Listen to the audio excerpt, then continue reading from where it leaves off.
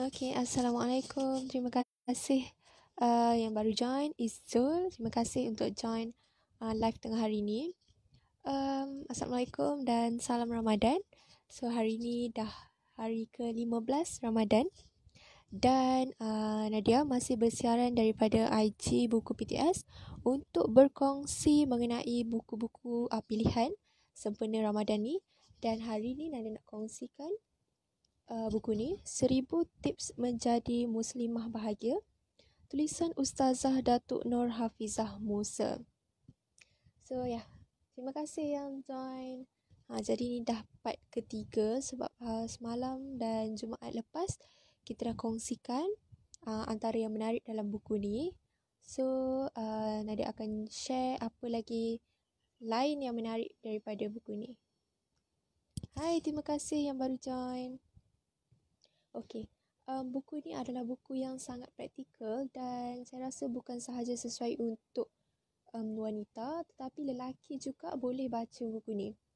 Sebab kaedah-kaedah yang digunakan memang sangat praktikal.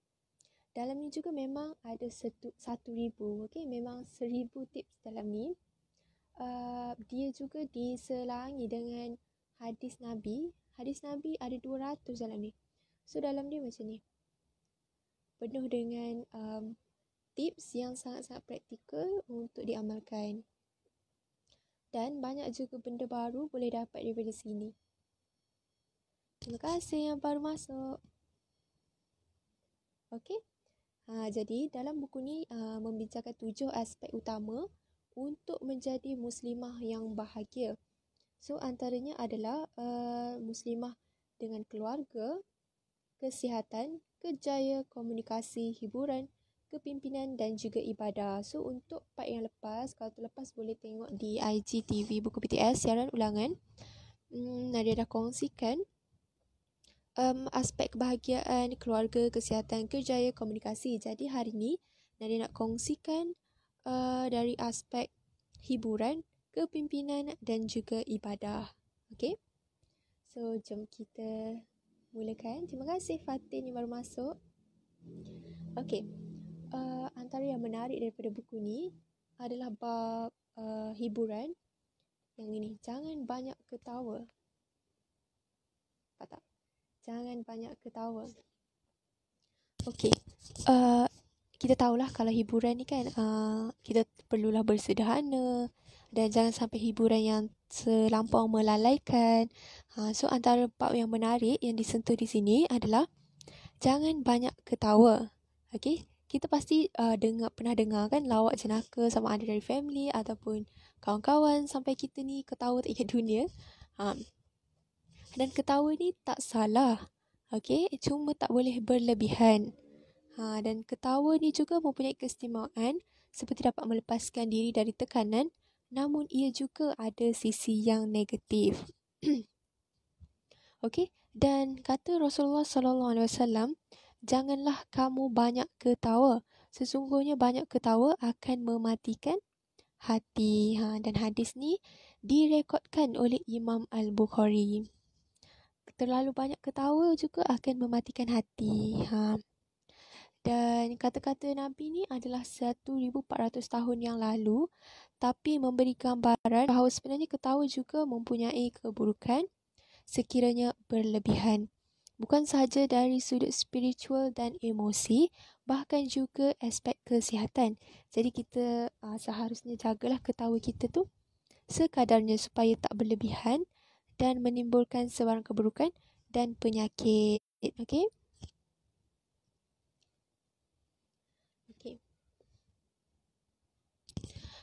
Antara info yang menarik dekat sini, ketawa yang terlalu kuat boleh menyebabkan pengsan, serangan asma, penyakit hernia, sakit kepala, kencing tak lawas, dislokasi rahang dan aritmia iaitu degupan jantung tak normal. So kita kena elakkanlah ketawa yang berlebihan ataupun terlalu kuat. Kerana semua keadaan ketawa tu tidak semua keadaan ketawa boleh memberi manfaat. Terima kasih yang baru join. Okey, Nadia tengah bincangkan buku daripada 1000 Tips Menjadi Muslimah Bahagia. Topik hiburan. Okey. Daripada Dr. Yusuf Al-Qaradawi, beliau cakap, ketawa adalah antara keistimewaan manusia. Haiwan-haiwan tak boleh ketawa kerana ia hasil sesuatu bentuk kefahaman dan pengertian terhadap suatu ucapan yang didengarinya ataupun kejadian yang disaksikan. Jadi kita ni manusia special, kita boleh ketawa, tak macam haiwan. Itulah kata Dr. Yusuf Al-Qaradawi. So antara tips hiburan dari segi ketawa ni yang dikongsikan kat sini adalah patuhi had dalam gurauan dan ketawa supaya tidak berlebihan. Kawal percakapan dengan mengurangkan perkara yang sia-sia. Tahan diri daripada ketawa terlalu kuat kerana ia akan memberi kesan terhadap imej diri. Dan selain itu, seimbangkan antara ketawa dan serius dalam percakapan. Dan akhir sekali, sentiasa beristighfar memohon ampun atas segala tingkah laku. Jadi, ketawa ni boleh tapi jangan terlalu berlebihan. Macam hadis Nabi cakap tadi, terlalu banyak ketawa boleh mematikan hati. Okey, itu antara bab yang menarik dalam tajuk hiburan lah, aspek hiburan. Seterusnya ada lagi yang menarik. Okey.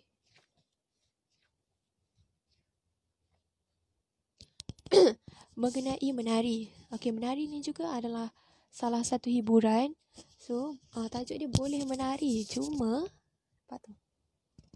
Okey, boleh menari cumanya So, daripada Abu Hurairah, beliau berkata, ketika orang Habsyah sedang bermain senjata di hadapan Rasulullah, Umar masuk lalu mengambil beberapa biji batu kecil dan melemparkan ke arah mereka. Lalu baginda berkata, biarkan mereka, wahai Umar. Jadi, dalam hadis ini nak cakap yang hukum tarian adalah harus.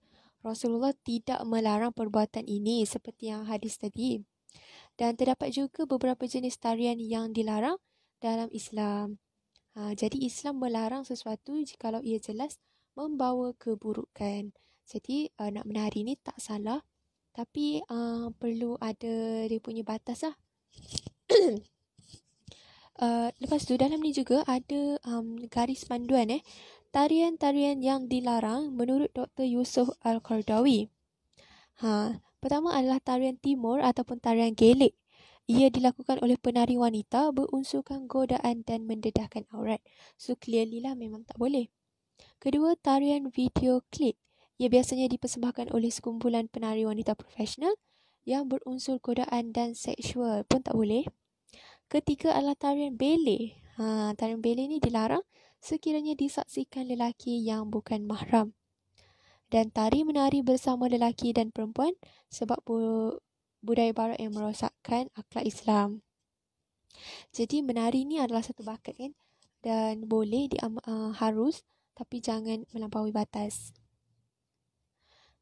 Dan antara tips hiburan menari adalah patuhi adab dan etika ketika menari supaya tak cedera atau sakit. Tunjukkan keyakinan dan semangat. Bergaul dengan rakan-rakan dalam minat dan bidang yang sama. Amalkan latihan yang konsisten untuk membentuk tarian sempurna dan cari mentor yang tepat untuk menilai dan mengasah kemahiran. Jadi dalam ni tak larang untuk menari dan berhibur, tetapi perlu tahu batasan. Okay. Antara lain yang menarik, ada banyak lagi lah. Berhibur dengan pertandingan, berhibur dengan berenang, okay. Berhibur dengan berkuda. Yang ni menarik sebab macam kita jarang nak sebut tentang hobi berkuda. So hadis Nabi yang direkodkan oleh Al-Tirmizi mengatakan, memanah dan tungganglah kuda. Ni adalah daripada Rasulullah SAW sendiri. Jadi aktiviti berkuda ni adalah antara sukan lasak yang mencabar. So dalam berkuda ni kita bukan sahaja menjaga diri, tapi kuda tunggangan kita. Kuda juga macam kuda ni adalah haiwan yang mempunyai emosi yang hampir sama dengan manusia. Dia boleh rasa marah, sedih dan gembira. Dan menurut pakar berkuda ni adalah haiwan yang unik, ya. Yang kita perlukan masa untuk menjinakkan kuda, dan sukan berkuda juga boleh menjadi terapi kepada beberapa jenis penyakit seperti sakit tulang belakang. Itu antara info baru lah mengenai berkuda kan. Dan antara fakta tentang kuda dan sukan berkuda, okey, kuda berinteraksi menggunakan anggota badannya.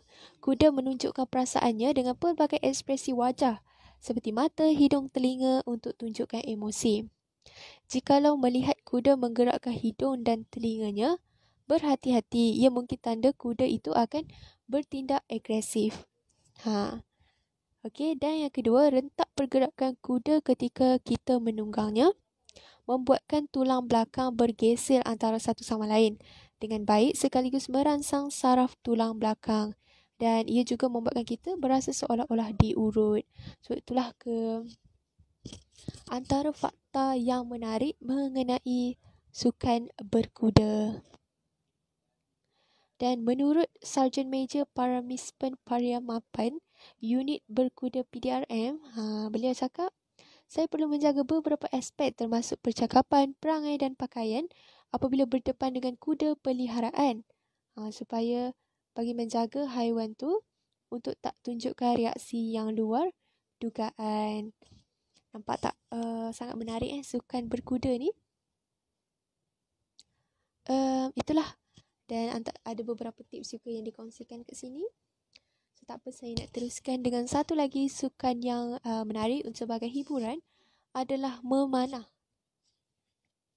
Okey, so tajuk dia kat sini adalah berhibur dengan memanah. Okey. Rasulullah berkata, sabdanya, kamu disarankan bagi memanah kerana ia antara hiburan yang terbaik. Rasulullah sendiri cakap antara hiburan terbaik adalah dengan memanah. Okey, so dalam Islam ni memang kita disarankanlah untuk memanah, dan aktiviti memanah ni sangat-sangat banyak manfaat.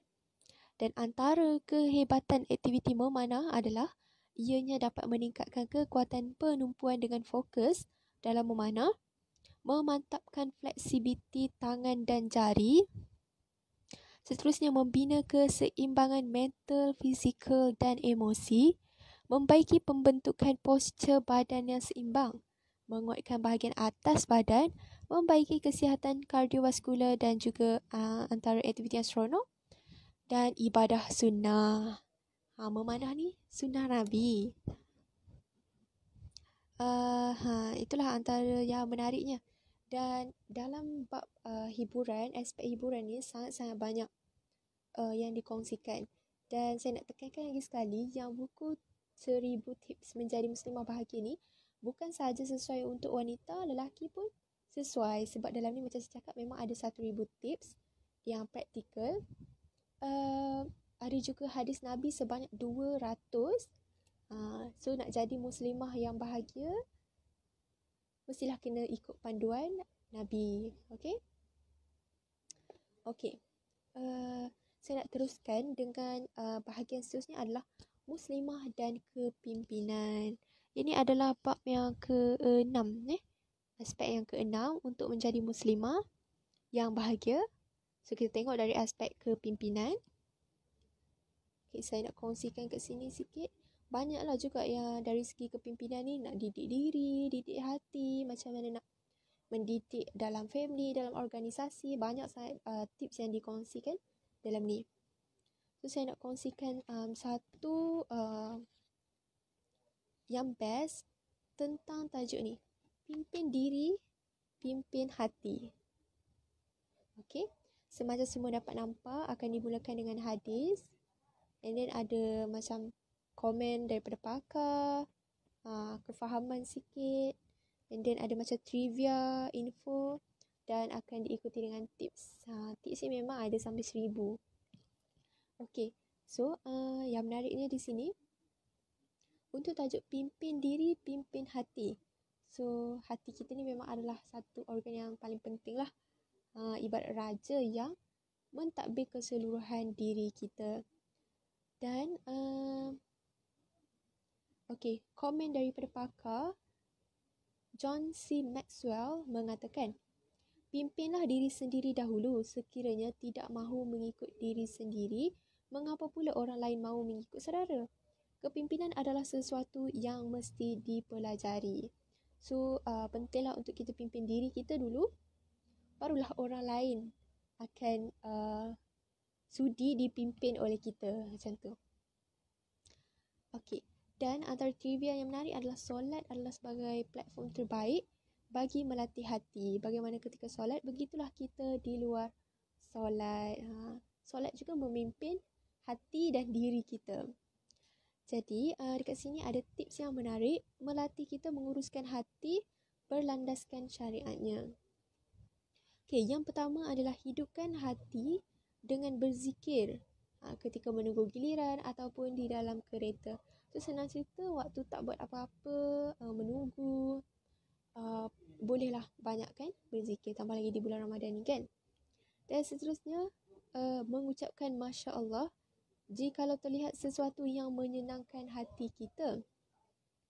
So, bila nampak sesuatu yang menyenangkan hati, banyakkan mengucapkan Masya Allah.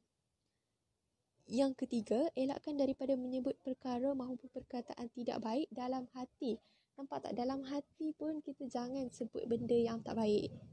Bukan sahaja yang dilafazkan, di dalam hati pun sama.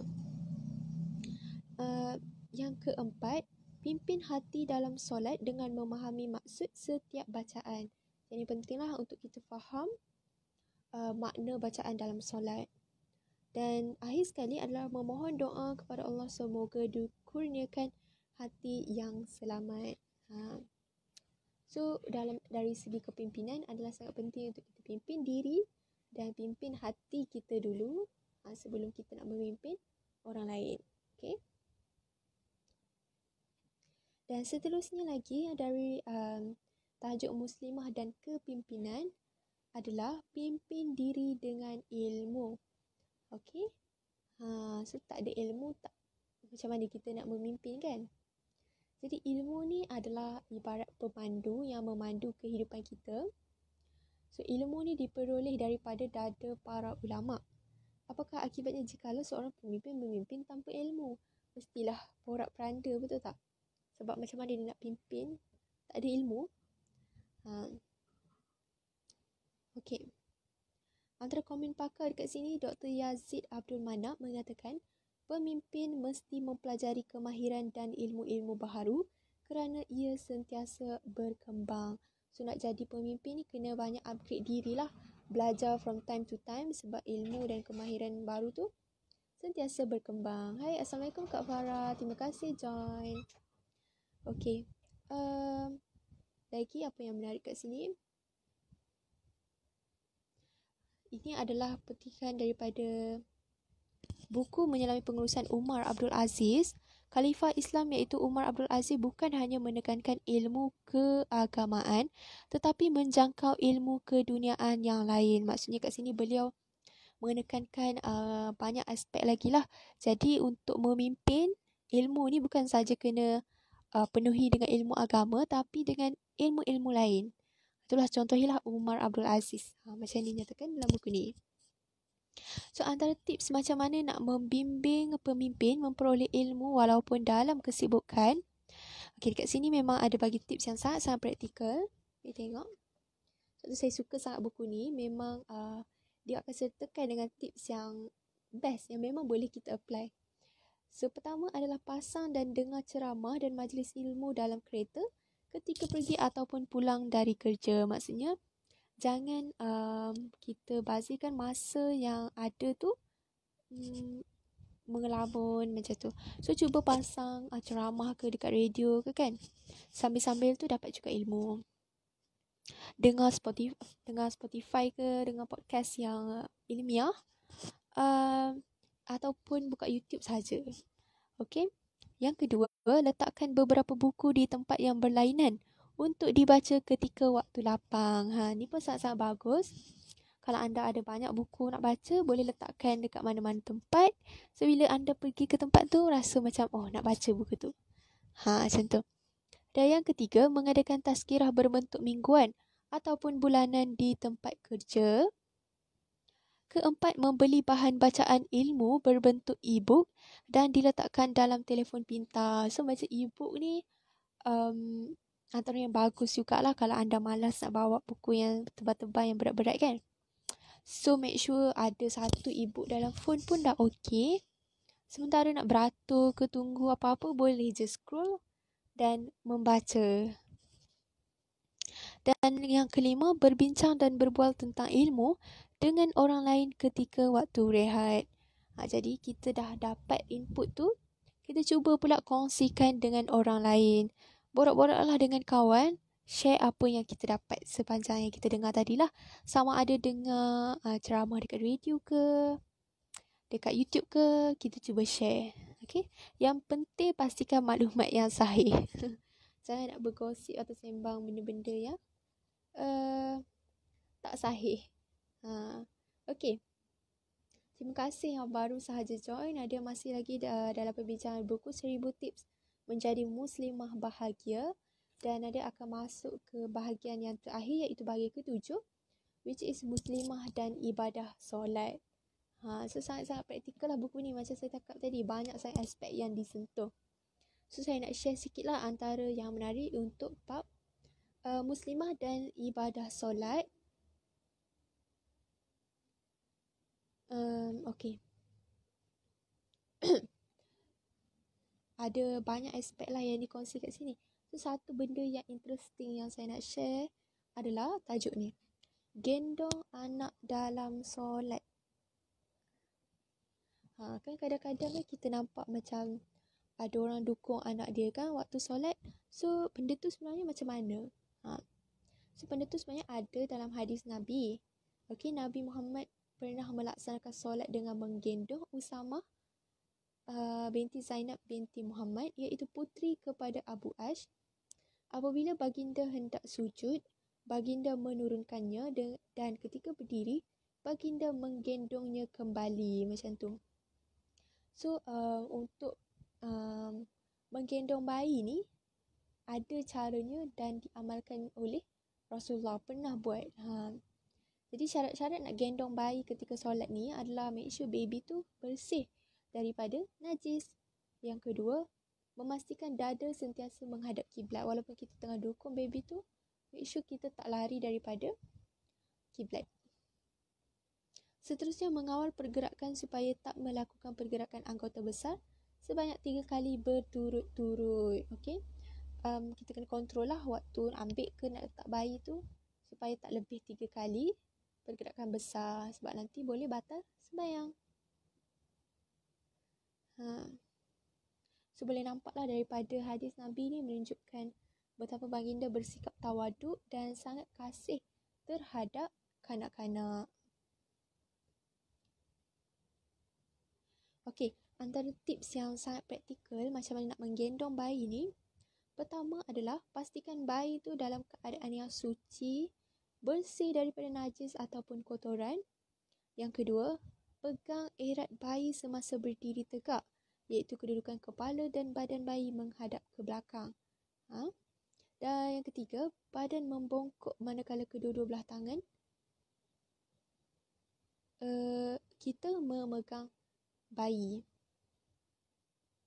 Kita macam bongkokkan sedikit dan kedua-dua belah tangan kita pegang bayi tu. Maksudnya peluklah bayi tu. Yang keempat, letak bayi di sebelah kanan ketika hendak sujud. Waktu tengah gendong tu, gendong. Dan bila nak turun sujud tu, letakkan bayi di sebelah kanan.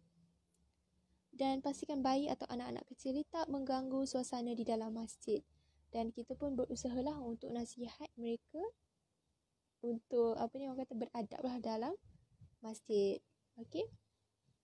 So, inilah antara tips menggendong anak kecil dalam solat. So, kalau lepas ni tengok dekat masjid ke, dalam video-video orang buat viral ke kan, orang gendong anak tu dibenarkan, tak ada masalah. Cuma kena kawal jangan lebih 3 kali pergerakan yang besar berturut-turut dan juga make sure baby tu bersih.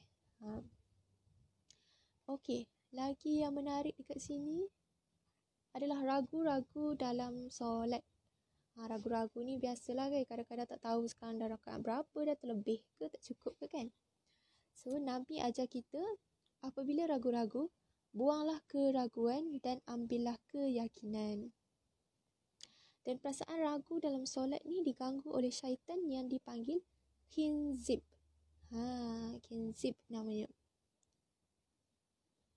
Okey, antara caranya melakukan sujud sahwi lah sebelum memberi salam. Lagi, membaca zikir la ilaha illallah apabila berasa ragu bagi menghilangkan gangguan syaitan. Okay, saya rasa itulah yang menarik untuk bab ni, ragu-ragu dalam solat ni. Dan kalau kita ragu sama ada macam sembahyang Zuhur kan, 3 ke 4 rakaat ni, so lebih baik adalah tambah 1 rakaat. Macam kita tahulah, ambil yang lebih. Okey, dan satu lagi yang terakhir yang saya nak kongsikan adalah mengenai tidak solat kerana tidur.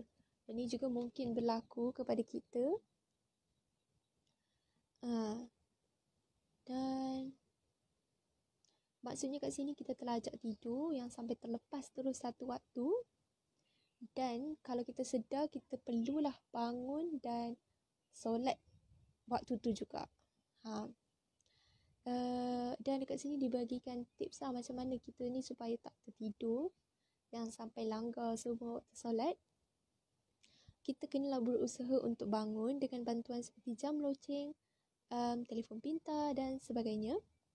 Minta ibu bapa, adik-beradik ataupun sahabat kejutkan kita daripada tidur pada waktu solat. So ada adik-beradik ke kawan-kawan ke minta kejut. Kadang-kadang Zuhur ke kan, tidur lena sangat sampai masuk ke asar kan. Seterusnya, segera gantikan solat apabila mengingati tidak melakukan solat. Keempat, disiplinkan diri supaya sentiasa tunaikan solat dulu sebelum tidur. Ini pun penting lah, macam contoh isyak ke kan, ngantuk sangat-sangat ni, cuba juga untuk solat dulu sebelum tidur sebab takut terlajak. Yang terakhir, buat jadual waktu harian supaya rehat kita cukup dan mampu menunaikan solat pada waktunya. So, cek balik kita punya jadual harian tu, kenapa kita ni tertidur sampai terlajak. So, itu sahajalah kot yang boleh saya kongsikan daripada buku ni. Sangat-sangat banyak tips dan kaedah yang praktikal yang saya sangat recommend. Dan anda boleh dapatkan dengan harga RM35 loose daripada buku PTS. Dan di kedai borang PTS ataupun bookcafe.com.my. Ada juga set. Buku ni dijual dalam set tau sebenarnya. Set 100% Muslimah. Ada 4 buah buku semuanya. RM145 percuma postage. So, boleh dapatkan. Dan kalau nak box set, boleh tunggu lepas raya. Sebab dalam masa tempoh reprint lah. So, itu sahaja perkongsian untuk 1000 tips menjadi Muslimah bahagia. Kalau anda terlepas, boleh saksikan di IGTV siaran ulangan. So, buku yang menarik lah. Sangat-sangat praktikal. Dan saya memang sukalah.